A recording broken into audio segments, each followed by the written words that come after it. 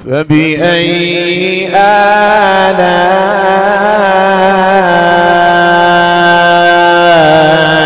ربكما تكذبان.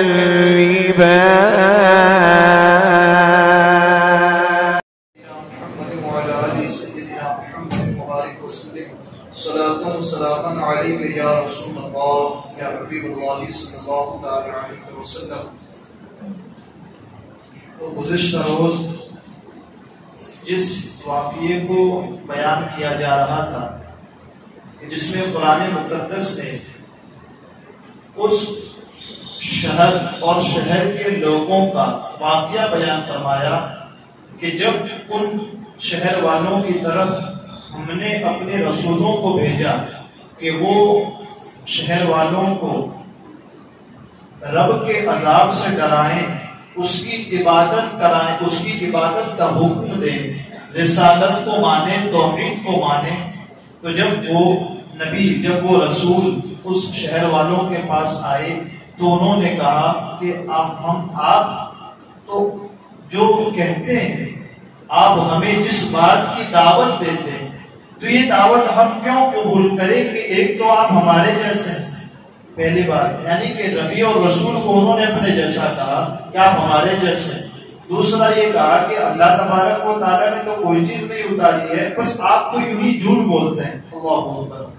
پھر اس کے بعد بات آگے بڑھی یہاں تک کہ شہر والوں نے یوں کہا کہ آپ اپنی تبلیغ بند کر دیجیے، ورنہ پھر ایسا ہوگا کہ ہم تمہیں اللہ اکبر شہید کر دیں گے، یا تم پر پتھراؤ کر دیں گے، سنسار کر دیں گے، یا تمہیں نکال دیں گے.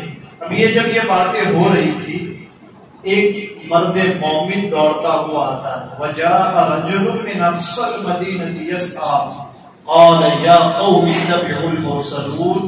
ایک وہ شخص جو شہر کے کنارے پر رہتا ہے، اسے جب یہ بات معلوم ہوتی ہے، معلوم چلتی ہے کہ انبیاء کے درمیان اور شہر والوں کے درمیان یہ مسئلہ ہو گیا ہے کہ یہاں تک کہ شہر والوں نے ان کو شہید کرنے کے بارے میں الفاظ کہہ دیے ہیں.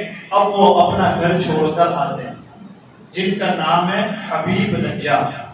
یہ جو مرد مومن ہوتے ہیں، ان کا لقب بھی حضور صلی اللہ علیہ وسلم نے فرمایا صاحب یاسین، یاسین والا. یعنی کہ پورے یاسین شریف کے اندر باقاعدہ طور پر ان کا تذکرہ فرمایا گیا، اور ان کا تذکرہ اتنا عمدہ، اتنا بہترین انداز میں کیا گیا کہ یاسین کو ان کے ساتھ منسوخ کر کے یوں کہا گیا یہ یاسین والے، صاحب یاسین کہا گیا. حضور صلی اللہ علیہ وسلم کی بعثت سے پہلے، حضور صلی اللہ علیہ وسلم کی بعثت سے پہلے، یعنی کہ آپ کے مبعوث ہونے سے پہلے دو لوگ مومن تھے. ان دو میں ان کا نام شمار کیا جاتا ہے حبیب نجار. جو وہ دوڑتے ہوئے آئے نا، یہ مرد مومن. اب پھر پورا مکالمہ ہو گیا.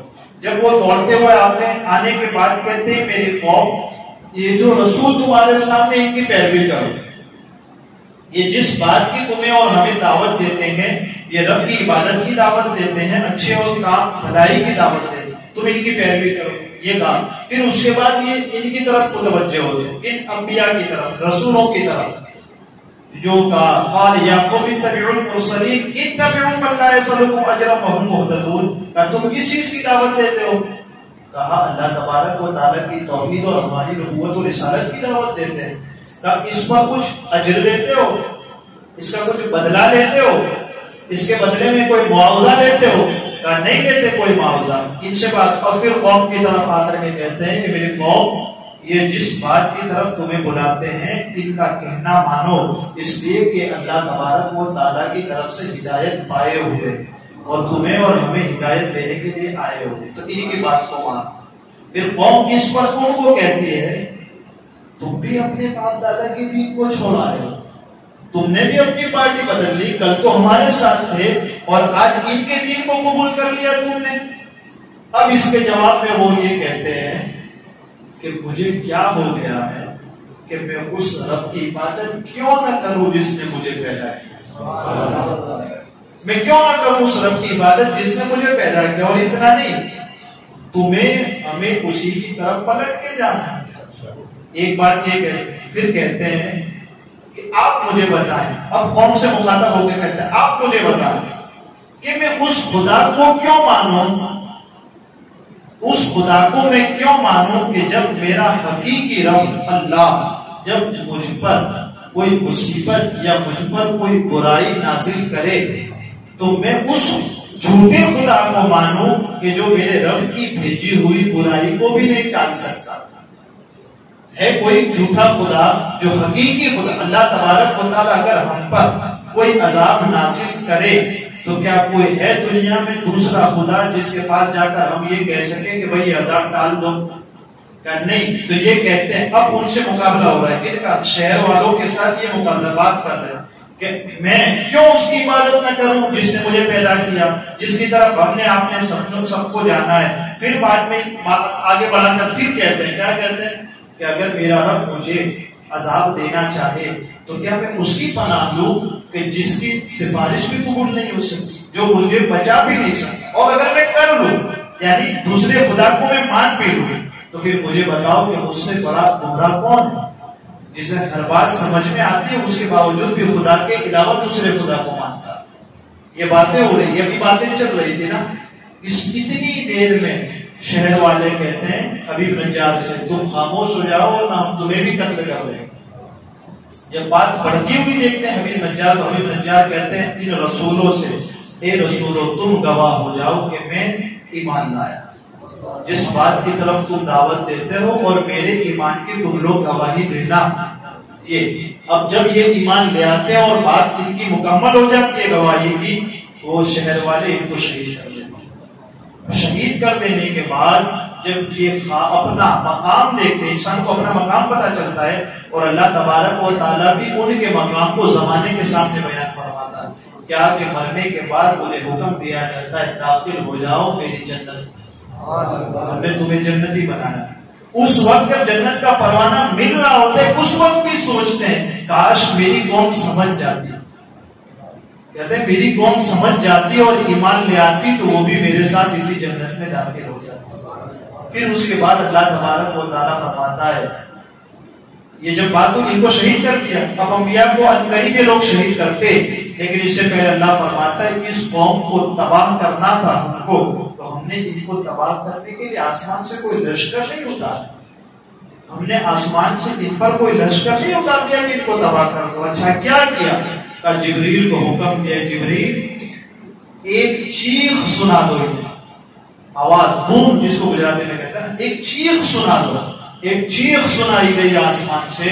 قوم کا حال یہ بتایا جاتا ہے چیخ سننے کے بعد جیسے لکڑی جلنے کے بعد راکھ ہو جاتی ہے ڈھیر راکھ کا، وہ جب چیخ سنی ہے نا ان شہر والوں نے، ان شہر والوں کا حال راکھ میں تبدیل ہو چکا. کوئی انسان نہیں ملتا تھا وہاں صرف راکھ نظر آتی. یہ اس کو قرآن کے انداز میں سمجھیے، قرآن اس کی ترجمانی کرتا ہے وَجَاءَ مِنْ أَقْصَى الْمَدِينَةِ رَجُلٌ يَسْعَىٰ قَالَ يَا قَوْمِ اتَّبِعُوا الْمُرْسَلِينَ. اے میری قوم ان رسولوں کی پیروی کرو، ایسوں کی پیروی کرو جو تم سے کوئی اجرت نہیں مانگتے، جو تم سے کوئی معاوضہ نہیں لیتے، بلکہ وہ تو خود ہدایت والے ہیں اور ہدایت عطا کرتے ہیں. اب 23واں پارہ جو شروع ہوتا ہے وَمَا لِيَ لَا أَعْبُدُ الَّذِي فَطَرَنِي وَإِلَيْهِ تُرْجَعُونَ. اور مجھے کیا ہو گیا ہے کہ میں اس کی عبادت نہ کروں جس نے مجھے پیدا کیا، اور ہم سب کو اسی کی طرف لوٹ کر جانا ہے. پھر آگے یہی کہتے ہیں أَتَّخِذُ مِن دُونِهِ آلِهَةً إِن يُرِدْنِ الرَّحْمَنُ بِضُرٍّ لَا تُغْنِ عَنِّي شَفَاعَتُهُمْ شَيْئًا وَلَا يُنْقِذُونَ. کیا میں اللہ کے سوا کوئی اور معبود بنا لوں، کیا کوئی اور رب بنا لوں کہ اگر رحمان مجھے کوئی نقصان پہنچانا چاہے تو اس کی سفارش مجھے نفع نہ دے اور نہ ہی مجھے کوئی بچا سکے. اللہ جب رحمان مجھے نقصان پہنچانا چاہے تو جسے میں نے رحمان کو چھوڑ کر کے معبود بنایا، کیا وہ معبود مجھے بچا لے گا اللہ کے عذاب سے؟ کیا نہیں بچا پائے گا. اور اگر میں ایسا کر لوں انی اذا لفی ضلال مبین، تو یقیناً میں کھلی گمراہی میں ہوں اگر میں ایسا کر لوں. لیکن میں ایسا نہیں کروں گا. اچھا کیا کریں گے؟ کہ انی آمنت بربکم فاسمعون. جس رب کی طرف تم دعوت دیتے ہو میں اس رب پر ایمان لاتا ہوں، فاسمعون تو میری بات سنو اور اس پر اتباع ہو جاؤ۔ پھر آگے قرآن کہتا ہے قیل ادخل الجنہ، جب شہید کر دیا نا اب قرآن خود کہتا ہے اس سے فرمایا گیا تم جنت میں داخل ہو جاؤ۔ پھر قال یا لیت قومی یعلمون، وہ داخل ہوتے وقت بھی کہتے ہیں ایک کاش میری قوم جان لیتی کہ اللہ کیا بدلہ عطا فرماتا ہے اس کی عبادت کرنے کا۔ پھر اس کے بعد کہتے بما غفر لی ربی وجعلنی من المکرمین، کہ جیسی میرے رب نے میری بخشش میری مغفرت کی اور میرا شمار عزت والوں کے ساتھ کیا۔ اس کے بعد آگے اللہ تعالیٰ پھر فرماتا ہے وما انزلنا على قومه من بعده من جند من السماء وما كنا منزلين، اور ہم نے اس کے بعد اس قوم پر آسمان سے کوئی لشکر نہیں اتارا اور نہ ہم لشکر اتارنے والے ہیں، ہم کو تو انہیں عذاب چکانا تھا نہ تو کیسا چکایا، ان کانت الا صیحۃ واحدۃ، بس ایک چیخ سنائی گئی، صرف ایک چیخ، صیحۃ واحدہ، ایک صرف ایک ہی مرتبہ چیخ سنائی گئی، کیا قرآن کہتا ہے صرف ایک چیخ سنائی، فَإِذَا هُمْ خَامِدُونَ، تو وہ بجھنے چلے گئے۔ بجھے آگ جلنے کے بعد جو راہ جو بجھ جاتی ہے جو ختم ہوتا ہے، قرآن کہتا ہے وہ ایسے کر دیے گئے ہمارا حکم نہ ماننے کے سبب۔ تو یہ ہے حبیب نجار کا قصہ اور پورا واقعہ۔ اس سے کیا ہمیں سمجھ میں آتا ہے، انشاءاللہ کل اس پر مزید روشنی ڈالیں کہ آپ کے وقت کا بھی ہمیں خیال ہے روزانہ کچھ نہ کچھ وقت زیادہ ہو جائے۔ اللہ تعالیٰ مجھے آپ کو کہنے سننے سے زیادہ علم اور عمل کی توفیق عطا فرمائے۔ قرآن مقدس کو سیکھنے سمجھنے یاد رکھنے اس پر عمل کرنے اس کے ترجمے تفسیر تدریس و بسانے لوگوں تک پہنچانے کی اللہ عز و جل ہم سب کو توفیق عطا فرمائے۔ ہمارے کہنے میں سننے میں عمدن سہوا کوئی خطا ہوئی ہو اللہ عز و جل اسے بھی معاف فرمائے۔ وصلی اللہ تعالی علی خیر خلقہ محمد وعلی آلہ وصحبہ